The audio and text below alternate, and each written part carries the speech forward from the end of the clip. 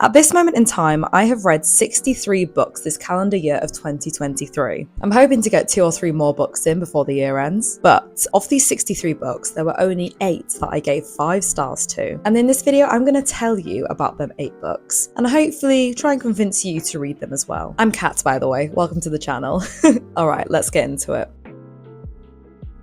The very first book I read this year that I gave 5 stars to was My Brilliant Friend by Elena Ferrante. This book is a modern masterpiece. I loved it so much. This is actually the first book in a 4-part series. Don't worry, the other 3 books are on my TBR list for next year. So this book is a realistic contemporary coming-of-age fiction novel about 2 best friends, Elena and Leela, and together they experience girlhood and adolescence as they grow up together in a poor neighborhood in Naples, Italy during the 1950s and 60s. Not only does this story explore issues of class and gender, as Eleanor narrates the story from her point of view of growing up where poverty is the norm, it's also an incredibly deep and rich story, as it takes such an intimate exploration into the psychology behind female friendships. Leela grows up side by side with Eleanor her whole life, and even though she's a friend, sometimes and quite often she also seems to be a foe. And this is because Leela seems to be brilliant at everything in comparison to our protagonist. She's smarter, funnier, more social, prettier, and it's such an interesting look at jealousy and competition within female friendship that I feel is so rarely explored within literature. And it also explores female rage so accurately, which is something that I very, very much adore. I love an angry woman. Give me all the rage. There's a certain quote about female rage that particularly stuck with me. In talking about women, the narrator says, "They were more severely infected than the men, because while men were always getting furious, they calmed down in the end. Women, who appeared silent, acquiescent when they were angry, flew into the rage that had no end." I mean, yeah, our female rage does not have an end, and it's so rarely explored in literature, and it's so nice to see that. Another thing I particularly loved about the book is that the author's writing style is very, very unique. It's so intimate, but it's also so matter-of-fact and blunt that it's actually very easy to read and also quite refreshing. It doesn't go around the houses, it just gets to the point whilst also being very vulnerable and open. So yeah, I really loved this book, and it was my first 5-star rating of the year. My next 5-star read of the year was Life of Pi by Yann Martel. Okay, so I watched this film years ago and I really wasn't impressed by it. And to be honest, it put me off reading the book for years and years. Because not really did the story not excite me. I already knew the plot twist at the end, so I kind of thought, what's the point of reading the book if I kind of know the major thing that's going to happen anyway? Oh boy, I was totally wrong and in for an absolute treat when I finally picked this book up. So I'm sure many people know the plot of the film, but the book is actually a philosophical novel. And it's about an Indian boy called Pi who ends up stranded on a lifeboat with a huge Bengal tiger for 227 days. This happens because the family owns a zoo and they decide to have a better life, they're going to pack up the zoo and migrate to America. But their ship sinks during a really stormy night and the only survivors is Pi, a couple of other animals, including a huge Bengal tiger.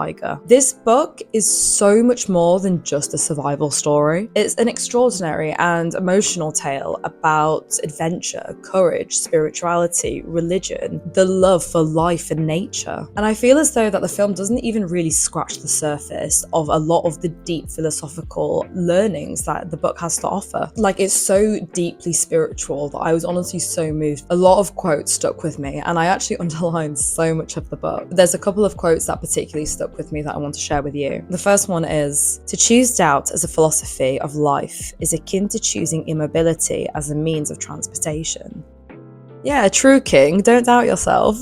And another one I particularly like is this. "If we, citizens, do not support our artists, then we sacrifice our imagination on the altar of crude reality and we end up believing in nothing and having worthless dreams." That quote in particular really stood out to me because even though that the book isn't really about art, even though it does have spiritual and deep philosophical meanings, I feel like it's very rare that artists are appreciated and congratulated. Like you right now as a viewer is watching me as a content creator, I would honestly say that this is a form of art. We consume so much art day to day without even noticing, and it's so nice to read a book that actually stops and pinpoints this out as a reader for what you're consuming. So yeah, it was a very breaking a fourth wall moment that I actually quite enjoyed. And there were so many times in the book that I had to stop and just reread passages because of just like how profound they were. Another reason why I love this book as well is because the writing is so immersive. He goes into such a unique and in-depth detail about what he's currently going through. Like as he's floating in the Pacific Ocean, you can literally feel like the rough sea salt rubbing on your skin. You can feel the sun beating down on you, and you can smell the brininess of the ocean air, all because of the way it's described in the book. And Pi also goes through intense bouts of hunger and dehydration in the book. Now, honestly, when I finished reading it, I actually felt thankful like I had clean water and food in my house. Honestly, it's such an amazing book that I definitely will read countless of times again in the future. So this is why I gave it 5 stars.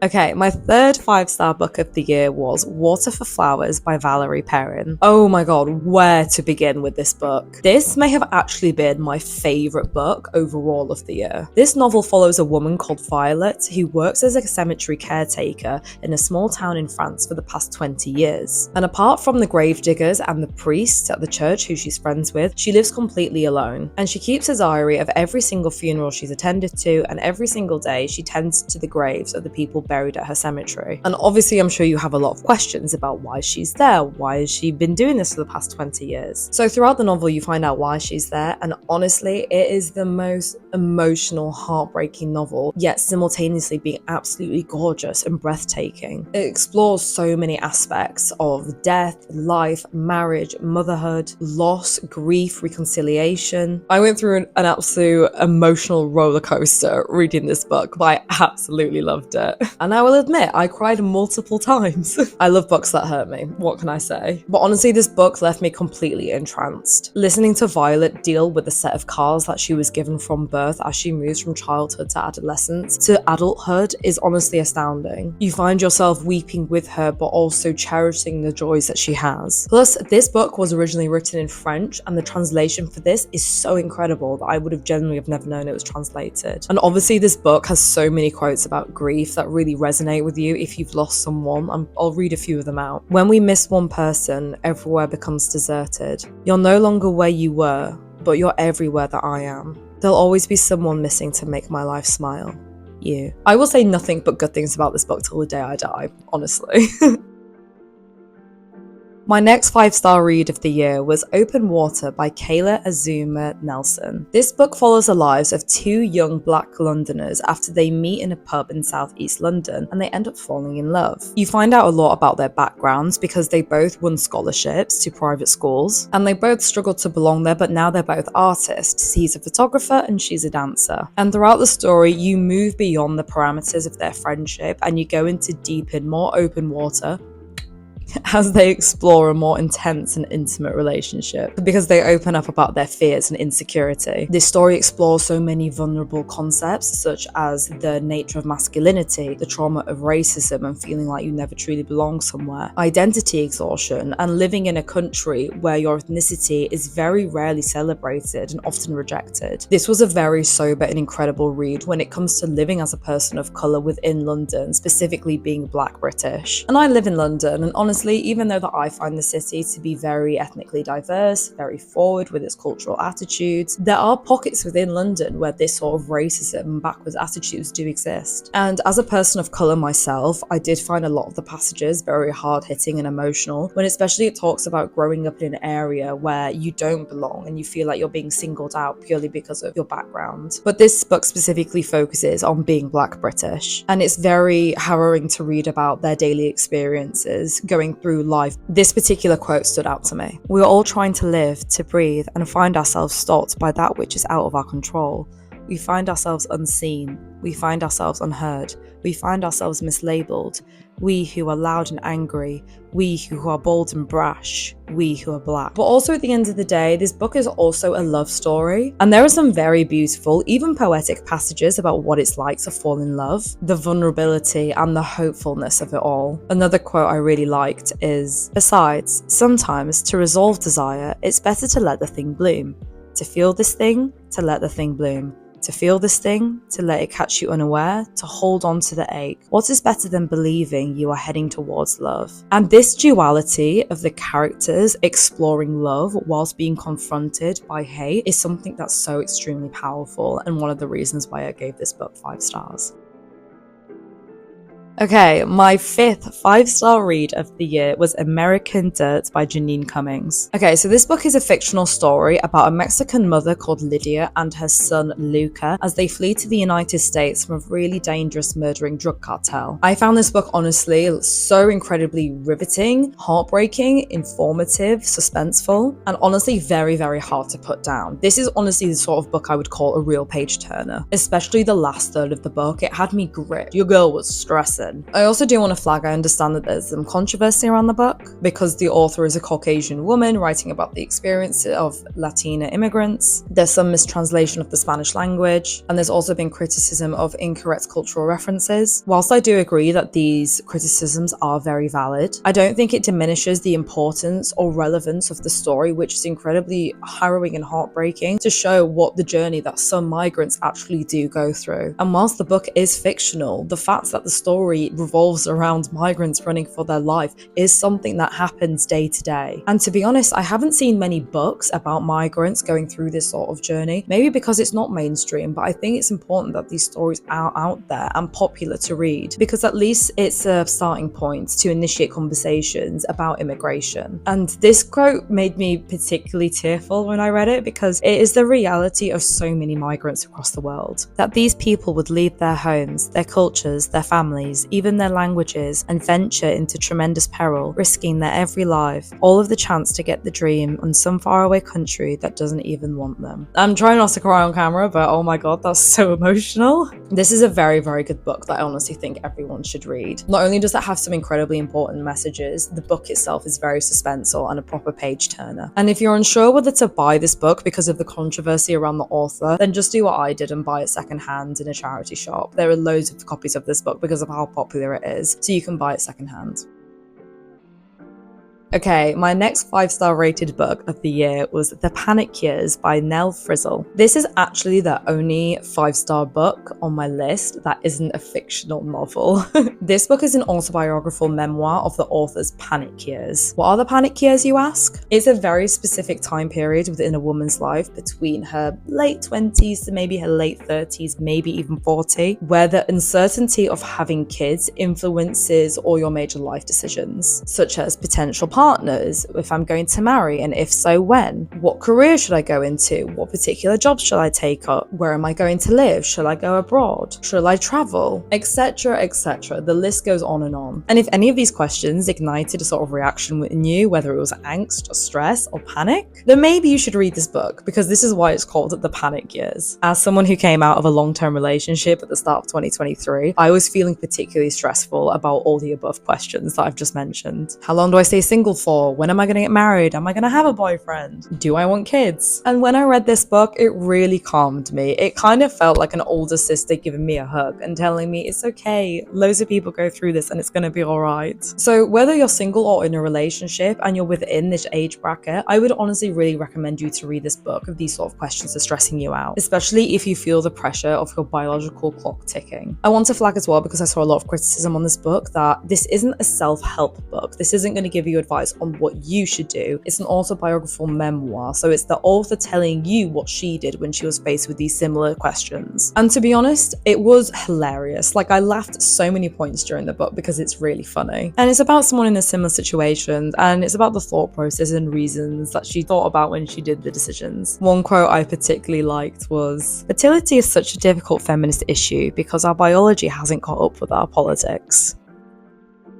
I mean, it's true. Like, even though politics has come a long way for specifically women in the UK, we're still not up to speed to where we are. And this book is honestly so reassuring and honestly groundbreaking when it comes to what women have to face. And she really covers some difficult topics I wouldn't even know how to articulate how I felt, and to read somebody else clearly put it out, all the feelings that I actually do go through, is so reassuring and just a warm hug, like I said. So yeah, I would definitely recommend this book. Okay, my 7th book that I rated 5 stars was Tomorrow and Tomorrow and Tomorrow by Gabrielle Zevin. This is a coming-of-age novel that follows 2 best friends, Sam and Sadie, who are often in love but never ever lovers. And it spans over 30 years from their childhood to their adulthood, and it shows how their lives intertwine up, down and around their love for making and playing video games. But honestly, the book is so much more about video games. It explores the raw and complicated and very often messy lives of Sam and Sadie. And the main thing I adored about this book was that it was such a complex and original story, but also it was so heavily character driven. The author fleshes them out in such a realistic way that they feel so multidimensional and honestly real. And you can't help but become invested and care about them. Even when they make the wrong decisions, you can't help but feel sorry for them. And in watching them grow up together and see how they actually would realistically change the dynamic of their friendship based on what they're going through in external factors is so realistic to what friendships are like in real life, especially if you've known someone from when you're a child to when you're an adult. Your dynamic changes, it's true, and it's nice that the book actually addresses this. One quote that particularly stood out to me was, "The way to turn an ex-lover into a friend is to never stop loving them, to know that when one phase of a relationship ends, it can transform into something else. It is to acknowledge that love is both a constant and a variable at the same time." If you love character-driven books, you will really love this. Okay, the last, but certainly not least book that I gave 5 stars to this year was The House in the Cerulean Sea by TJ Klune. This is an incredibly wholesome and charming fantasy novel. It follows a middle-aged man called Linus who has a very quiet and solitary life. He works as a caseworker in the department in charge of magical youth, where he spends his days examining and inspecting the well-being of children in government-sanctioned orphanages. But one day, he visits a particularly peculiar orphanage that changes his life. If you want a cute, easy read story that's full of whimsy, honestly, this is a perfect book for you. It has the most wholesome ending as well. Whilst at times this did feel like an obvious kid's book, it was such a welcomed escape from reality, and it filled me with such warmth and delight. I was honestly so happy reading this book. It had so much love in it. The novel questions the human tendency of categorizing people to make them easier to understand, but in doing so, this causes misconception and stereotypes. And this is something shameful and ignorant that people do in order to address their discomfort. But this book challenges that with acceptance and kindness and understanding. I was actually in the office at work when I was reading the ending of this book, and I was actually crying at my desk. I was literally like, oh my god, I hope no one sees me. But this book really impacted me. I love it. It was just such a nice read. One quote I particularly liked was, "Hate is loud, but I think you'll learn it's because it's only a few people shouting, desperate to be heard. You might not ever be able to change their minds, but so long as you remember you're not alone, you will overcome."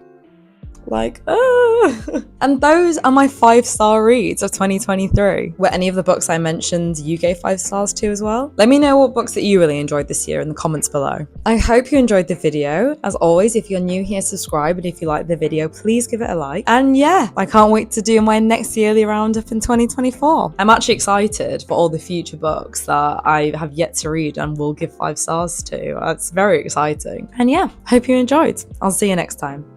Bye.